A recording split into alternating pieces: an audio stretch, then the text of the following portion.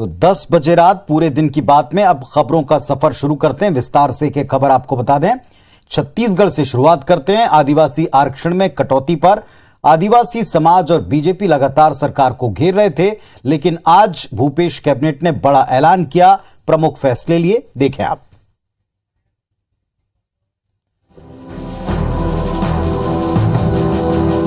गुरुवार को भूपेश कैबिनेट ने आदिवासी आरक्षण विधेयक के प्रस्ताव को मंजूरी दे दी। 1-2 दिसंबर को विधानसभा के विशेष सत्र में ये विधेयक पेश होगा। नए विधेयक में अनुसूचित जनजाति, अनुसूचित जाति, ओबीसी और ईडब्ल्यूएस वर्ग को आरक्षण देने के मसौदे पर अनुमोदन दिया गया। सूत्रों के मुताबिक अनुसूचित जनजाति वर्ग के लिए 32%, अनुसूचित जाति के लिए 13%, ओबीसी के लिए 27% और ईडब्ल्यूएस के लिए 4% आरक्षण के प्रस्ताव पर कैबिनेट ने मुहर लगाई है। 1 या 2 दिसंबर को विधानसभा के विशेष सत्र में आरक्षण पर बहस हो सकती है। उसी समय प्रस्ताव भी पास किया जा सकता है। आरक्षण का स्पष्ट मत है। आदरणीय मुख्यमंत्री जी ने कहा है, जितनी जिसकी संख्या उसके आधार पर आरक्षण उसका अधिकार बनता है। हम उसी आधार पे ये विधेयक ला रहे हैं और विधानसभा से पारित कराएंगे। इसलिए उनको 4%, 32%, 13%, 27% और 4%, सामान्य लोग के लिए 4%, ये सारे आज कैबिनेट में पास हुआ है। 1 तारीख को पेश होगा, 2 तारीख को 1 तारीख 2 तारीख डिस्कस होगा। सरकार के फैसले का भाजपा ने भी स्वागत किया है। नंद कुमार साय ने कहा कि अनुसूचित जनजाति को 32% आरक्षण देने का कोई विधेयक सरकार लाती है तो उसका स्वागत है। और 32% हमारा कुल आरक्षण है। अगर सरकार इस दिशा में सोचती है तो काम तो सरकार का ही है, वो अच्छी बात होगी। लेकिन अभी आप बता रहे हैं कि ठीक होना चाहिए। हमारा मांग अभी आबादी के हिसाब से 32% आदिवासियों का है, वो हमको मिलना चाहिए, ये हमारी मांग है। आदिवासी आरक्षण पर भूपेश सरकार के पास मौजूदा विकल्प को देखा जाए तो 1 दिसंबर को सुप्रीम कोर्ट की सुनवाई सरकार के पक्ष में रही तो कानून को मंजूरी मिल जाएगी। हाईकोर्ट की ओर से एसटी आरक्षण को 20% रखने के फैसले पर सुप्रीम कोर्ट रोक लगा सकता है। छत्तीसगढ़ सरकार विधेयक पास करने के बाद केंद्र से आग्रह कर सकती है कि संविधान की 9वीं अनुसूची में छत्तीसगढ़ के आदिवासी आरक्षण कानून को शामिल किया जाए। 9वीं अनुसूची में शामिल कानूनों को कोर्ट में चुनौती नहीं दी जा सकती। फिलहाल सरकार के पास चुनाव से पहले प्रदेश के आदिवासियों को खुश रखने का यही रास्ता है, जिससे आरक्षण को लेकर उठे विवाद पर विराम लग सकता है।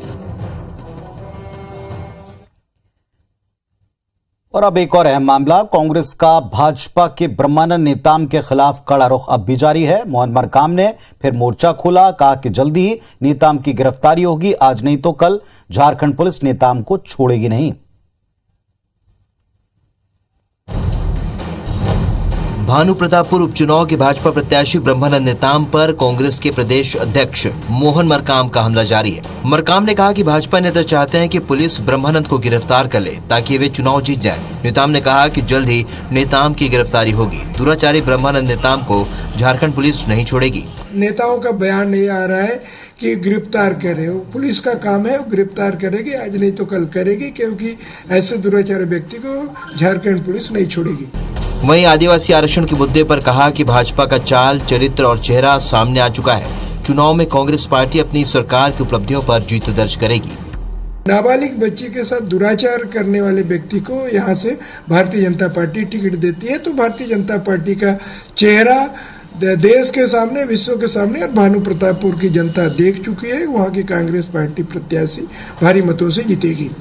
भानुप्रतापपुर में 5 दिसंबर को चुनाव है। नेताओं की बयानबाजी का दौर भी जारी है।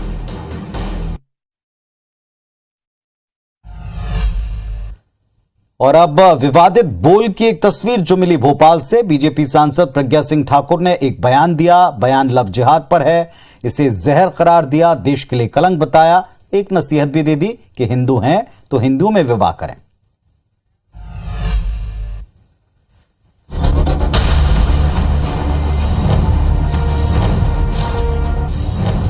ये दुनिया प्यार के दम पर कायम है, लेकिन प्यार अब लव हो गया है और इस पर मजहबी रंग चढ़ने के बाद जिहाद बन चुका है। ये बात आप माने या ना माने, लेकिन भोपाल से भाजपा सांसद साध्वी प्रज्ञा सिंह ठाकुर का यही मानना है। लव जिहाद का जो एक जहर फैल रहा है हमारे समाज में, वो लव जिहाद हमारे लिए एक देश के लिए कलंक है। इसको मिटाना हम सबकी जिम्मेदारी है और इसमें जागरूकता लाना हम सबकी जिम्मेदारी है, क्योंकि हिंदू कभी भी इस प्रकार के कार्य नहीं करता है। महिलाओं के, लड़कियों के अंदर में ये चीज जगाना पड़ेगी कि वास्तव में आप हिंदू हैं, हिंदुओं में विवाह करिए। ये लव अब कुछ नहीं होता है, लव तो अब जिहाद हो गया है। साध्वी प्रज्ञा ने इस मुद्दे पर कांग्रेस और राजस्थान के सीएम अशोक गहलोत को भी निशाने पर लिया।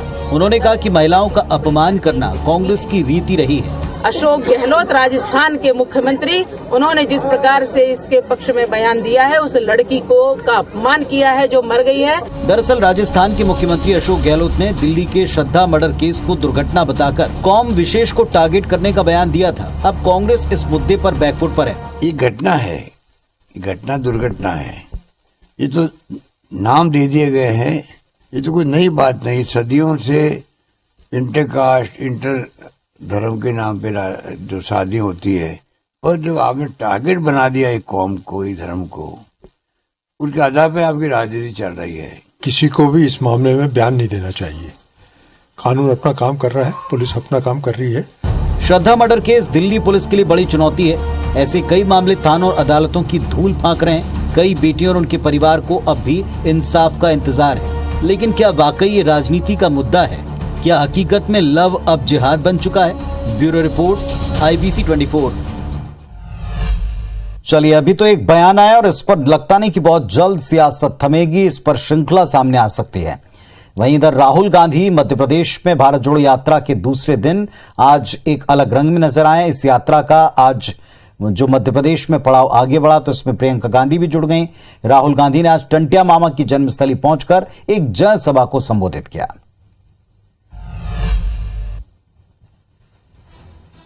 मध्य प्रदेश में हम चुनाव जीत गए, हमारी सरकार थी और करोड़ों रुपए लेकर 20-25 भ्रष्ट विधायकों को खरीद लिया और सरकार बना ली।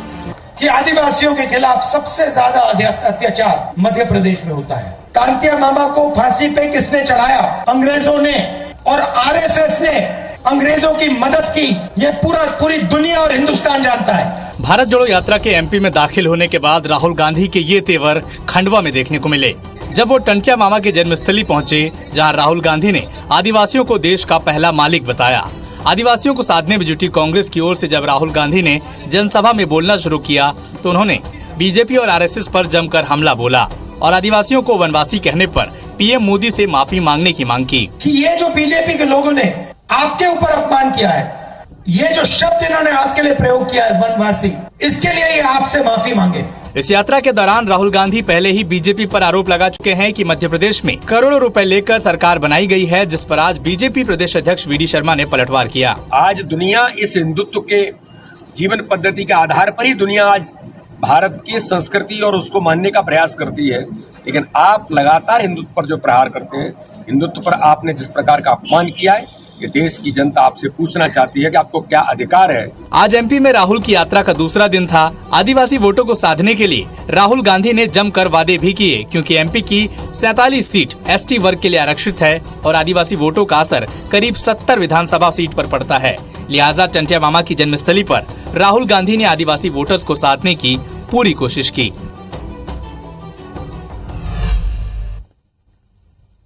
तो अब हर एक दिन की एक थीम भी फिक्स है। अलग अलग नजरिया इस यात्रा को लेकर हर दिन ही सामने आता है। इस पर बयान भी सामने आते हैं और ये रुकने वाला नहीं है।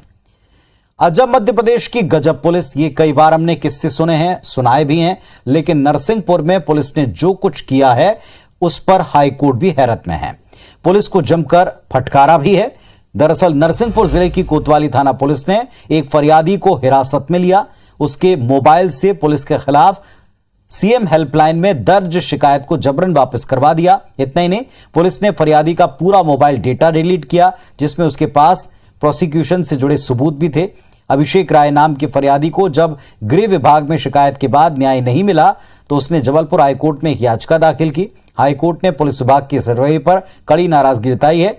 नरसिंहपुर SP से जवाब मांगा है। हाईकोर्ट ने नरसिंहपुर SP को अपना विस्तृत जवाब शपथ पत्र के तौर पर पेश करने का आदेश दिया है। अगली सुनवाई 16 दिसंबर है।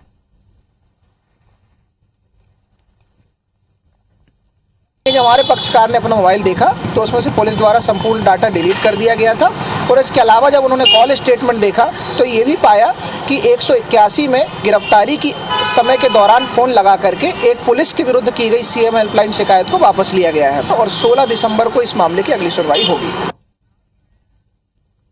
दिल्ली की ऐतिहासिक जामा मस्जिद में महिलाएं अकेले दाखिल नहीं हो सकती, यह आदेश मस्जिद के बाहर चिपकाया गया। हालांकि इस फैसले का काफी विरोध हुआ, बाद में इसको उलटना पड़ा। सहारनपुर में देवबंद के उलेमा ने मुसलमानों के जन्मदिन मनाने पर भी सवाल उठाए। धार्मिक कट्टरता को जाहिर करते दो फैसले आज सुर्खियों में रहे। एक और दिल्ली की जामा मस्जिद में महिलाओं के अकेले दाखिल होने पर बैन लगा दिया गया, तो दूसरी ओर सहारनपुर में देवबंद के उलेमा मुफ्ती असद कासमी ने मुसलमानों के जन्मदिन मनाने को गलत बताया, जिसने एक नई बहस को छेड़ दिया। जामा मस्जिद में अकेली लड़कियों की एंट्री पर बैन के पीछे पीआरओ ने तर्क दिया कि लड़कियां यहां आकर लड़कों को वक्त देती हैं, उनके साथ मुलाकातें और गलत हरकतें करती हैं। ये किसी भी धर्म स्थल के लिए मुनासिब नहीं। इस फैसले को वीएचपी ने महिला विरोधी बताया। वहीं दिल्ली महिला आयोग ने इसे लेकर जामा मस्जिद को नोटिस जारी किया है। इधर सहारनपुर में देवबंद के उलेमा मुफ्ती असद कासमी ने मुसलमानों के जन्मदिन मनाने को गलत करार दिया। उनका कहना है कि कुरान, इस्लाम, शरीयत और हदीस में जन्मदिन मनाने का कोई जिक्र नहीं है। ये तो ईसाइयों की परंपरा है, जिसकी नकल करने से मुसलमानों को बचना चाहिए।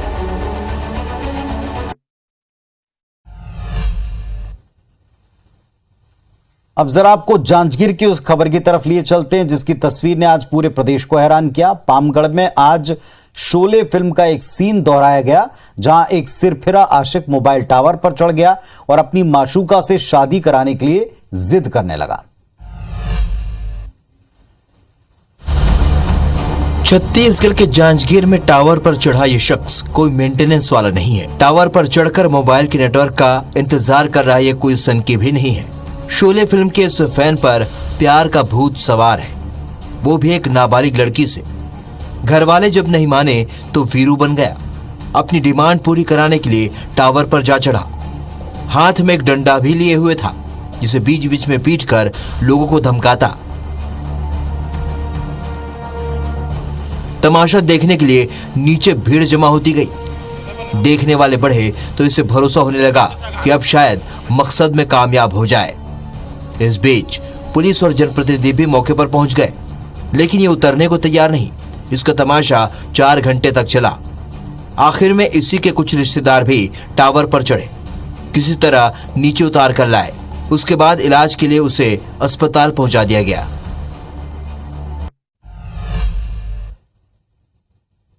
और अब आज की एक दिलचस्प तस्वीर। बुरहानपुर में एक दुल्हन ने बारात निकाली। दुल्हन घोड़ी पर सवार हुई, गेस्ट हाउस पहुंची। इस दौरान महिलाओं ने जमकर डांस भी किया। दुल्हन के बारात निकालने का एक क्रम सिलमपुरा से गुजराती बाड़ी तक दिखा। बेटी ने अपनी शादी को लेकर पिता से बारात निकालने की इच्छा जाहिर की। इस पर पिता मान गए। दूल्हा पक्ष से बातचीत की और फिर वो हुआ जो आप इन तस्वीरों में देख रहे हैं। इस बारात को देखने बुरहानपुर में दूर दूर से लोग आए और बड़ा हुजूम लगा।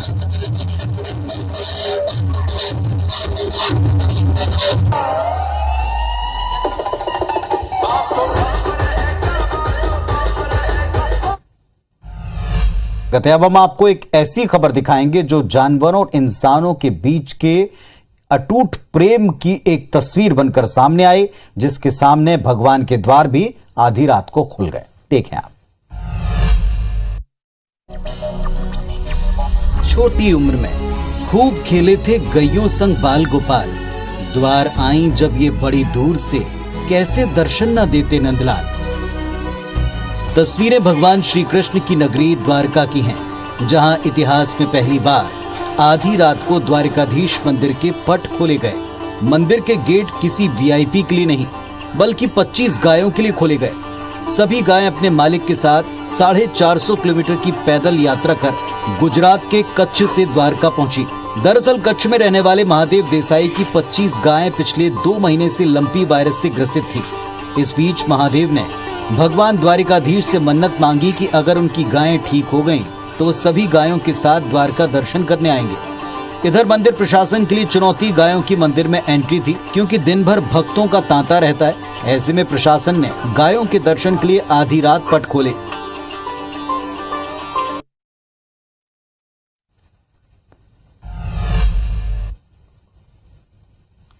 और अब बात क्रिकेट की। T20 सीरीज जीतने के बाद अब टीम इंडिया वनडे सीरीज की तैयारी में है।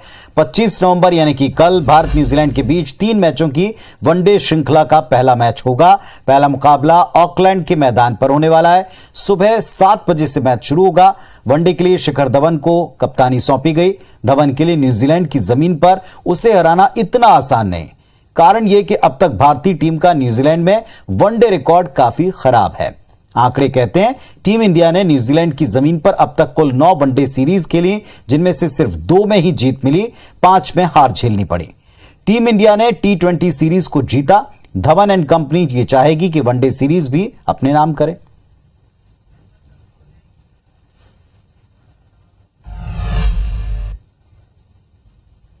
तो रात 10 बजे में फिलहाल इतना ही। दिन भर की तमाम खबरों का पूरा राउंड अप आपने देखा। आपका आज का पूरे दिन की तरह ये रात्रि भी शुभ हो, ऐसी उम्मीद हम करते हैं। शुभ रात्रि, नमस्कार।